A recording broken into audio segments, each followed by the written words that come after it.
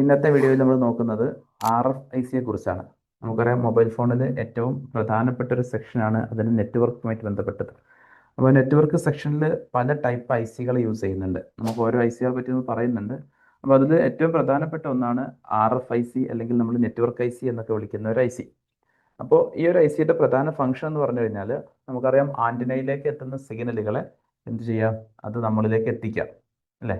അത് week സിഗ്നലായിരിക്കാം, week സിഗ്നലിനെ amplify ചെയ്ത് അത് ഭംഗിയായി അതിൻ്റെ പ്രോസസ്സിങ്ങിന് വേണ്ടിയിട്ട് എടുക്കുക, കൊണ്ടുവരിക. അതുപോലെ തന്നെ നമ്മൾ കൊടുക്കുന്ന സിഗ്നലുകളെ പ്രോസസ്സിങ് കഴിഞ്ഞ് നെറ്റ്വർക്ക് ICയിലെത്തി അവിടെ നിന്ന് എന്ത് ചെയ്യുക, അതിനെ തിരിച്ച് ആൻറ്റിന വഴി അന്തരീക്ഷത്തിലേക്ക് കടത്തിവിടുക. അപ്പോൾ ശരിക്കും ഒരു നെറ്റ്വർക്ക് IC അല്ലെങ്കിൽ RFIC എന്ന് പറയുന്നത് ശരിക്കും ഒരു ട്രാൻസ്സീവറാണ്, അല്ലേ? സിഗ്നലുകളെ സ്വീകരിക്കുന്നുണ്ട് അല്ലെങ്കിൽ തിരിച്ച് കൊടുക്കുന്നുണ്ട്, രണ്ടും ചെയ്യുന്നുണ്ട്. ഇനി ഇതിനകത്ത് നമ്മൾ പറയുമ്പോൾ വെറും ഒരു നെറ്റ്വർക്ക് IC എന്ന് പറയുമ്പോൾ ഒരു ജസ്റ്റ് ഒരു IC മാത്രമല്ല, ഇതിനകത്ത് ഒരുപാട് ഫങ്ഷൻസ് നടക്കുന്നുണ്ട്. അപ്പോൾ നെറ്റ്വർക്കാണ് ഫോണിലെ ഏറ്റവും പ്രധാനപ്പെട്ട സെക്ഷൻ എന്ന് നമുക്കറിയാം. അപ്പോൾ അതുകൊണ്ട് തന്നെ ഇതിനകത്ത് നടക്കുന്ന പ്രധാനപ്പെട്ട ഫങ്ഷൻസ് ആണ്. ഒന്ന്, ഇതിനകത്ത് LNA ഉണ്ട്. LNA എന്ന് പറഞ്ഞു കഴിഞ്ഞാൽ ആംപ്ലിഫയർ ആണ്, ലോ നോയ്സ് ആംപ്ലിഫയർ എന്ന് പറയും.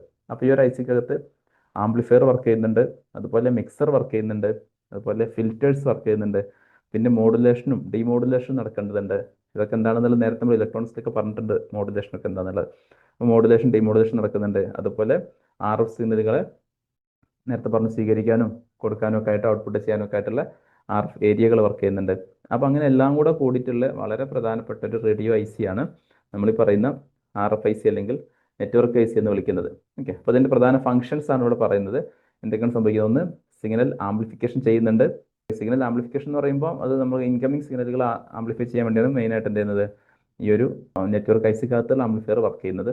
പിന്നെ ഫ്രീക്വൻസി കൺവേർഷൻ എന്ന് പറയുമ്പോൾ ഫ്രീക്വൻസികൾ ഷിഫ്റ്റ് ചെയ്യാൻ വേണ്ടി ഡിഫറെൻറ്റ് ഫ്രീക്വൻസി ആയിട്ട് ഇതിനെ കൺവേർട്ട് ചെയ്യണം. ഒരുപാട് സിഗ്നലുകൾ സ്വാഭാവികമായിട്ടും നെറ്റ്വർക്ക് സെക്ഷനിൽ വരുന്നുണ്ട്. അപ്പോൾ അതിന് വ്യത്യസ്ത സിഗ്നലുകളെ സ്പ്ലിറ്റ് ആക്കാൻ വേണ്ടിയിട്ട്, അതിനെ കൺവേർട്ട് ചെയ്യാൻ വേണ്ടിയിട്ടൊക്കെ ഇതിനകത്ത് ഫ്രീക്വൻസി കൺവേർഷൻ സർക്യൂട്ട്സ്, മിക്സറുകളൊക്കെ വർക്ക് ചെയ്യുന്നുണ്ട്. പിന്നെ സിഗ്നൽ ഫിൽറ്ററിങ് നടക്കുന്നുണ്ട്. അൺവാണ്ടഡ് സിഗ്നലുകൾ, നോയ്സുകൾ ഉണ്ടായിരിക്കും. അപ്പോൾ അങ്ങനെയുള്ള അൺവാണ്ടഡ് സിഗ്നലുകളൊക്കെ ഒഴിവാക്കാൻ വേണ്ടി, റിമൂവ് ചെയ്യാൻ വേണ്ടി ഇതിനകത്ത് സിഗ്നൽ ഫിൽറ്ററിങ് സെക്ഷൻസ് നടക്കുന്നുണ്ട്.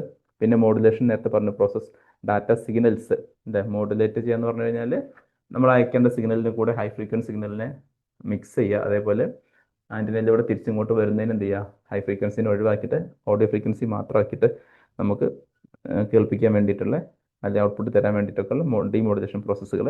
പിന്നെ RF സിഗ്നൽ ഔട്ട്പുട്ട്, അല്ലേ, ടു ആൻറ്റിനയിലേക്ക് ഔട്ട്പുട്ട് സിഗ്നലുകൾ ട്രാൻസ്ഫർ ചെയ്യാൻ വേണ്ടിയിട്ട്. ഇങ്ങനെ ഒരുപാട് ഫങ്ഷൻസ് എന്തുണ്ട്, ഈ ഒരു ICയിൽ നടക്കുന്നുണ്ട്.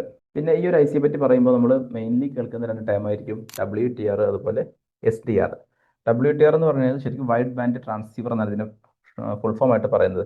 അപ്പോൾ ഒന്നുമില്ല, അത് ഒരു ICയുടെ പേരാണ്, അല്ലെങ്കിൽ ഈ IC ഇതിൽ ഉപയോഗിക്കുന്ന ടെക്നോളജിയുടെ ഒരു രീതിയാണ് നമ്മൾ WTR എന്നുള്ളത്. അതുപോലെ SDR എന്നുള്ള ഒന്ന് വേറെയും.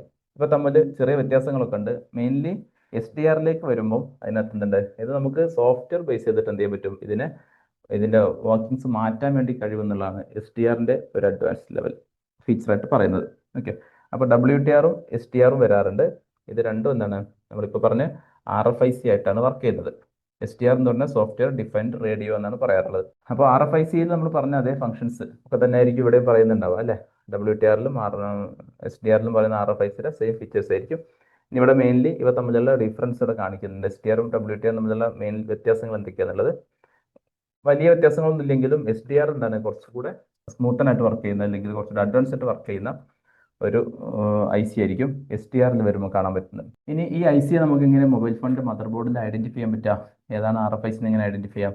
അപ്പോൾ ഇത് നമ്മൾ പറഞ്ഞു, ഇത് നെറ്റ്വർക്ക് സെക്ഷനിലാണ് വരിക. അപ്പോൾ നെറ്റ്വർക്ക് സെക്ഷനിൽ കുറേ ICകൾ ഉണ്ടായിരിക്കും. അതിലൊരു IC ആയിരിക്കും നമ്മൾ പറഞ്ഞ RFIC എന്നുള്ളത്. ഒന്നുകിൽ അതിന് മുകളിൽ RF എന്നോ അല്ലെങ്കിൽ WTR എന്നോ SDR എന്നൊക്കെ എഴുതിയിട്ടുണ്ടാവും. പിന്നെ വേറെ രീതിയിൽ മനസ്സിലാക്കാൻ പറ്റുന്നത്, ഇതിനടുത്ത് ചെറിയ സൈസ് കുറഞ്ഞ കോയിലുകൾ, കപ്പാസിറ്ററുകളൊക്കെ കുറേ എണ്ണം യൂസ് ചെയ്തിട്ടുണ്ടാവും. അപ്പോൾ ഇങ്ങനെയൊക്കെ വെച്ചിട്ട് നമുക്ക് എന്ത് ചെയ്യാം, ഈ RFICയെ ഐഡന്റിഫൈ ചെയ്യാൻ വേണ്ടി പറ്റും. അടുത്ത സർക്യൂട്ട് വീഡിയോസിൽ നമുക്ക് നെക്സ്റ്റ് ICകൾ, നെറ്റ്വർക്കിൽ തന്നെ വരുന്ന കുറച്ച് ICകളുണ്ട്, അതിനെക്കുറിച്ചൊക്കെ പറയണം. അപ്പോൾ എന്തെങ്കിലും സംശയങ്ങൾ ഉണ്ടെങ്കിൽ കമൻറ്റ് ബോക്സിൽ ചോദിക്കാവുന്നതാണ്.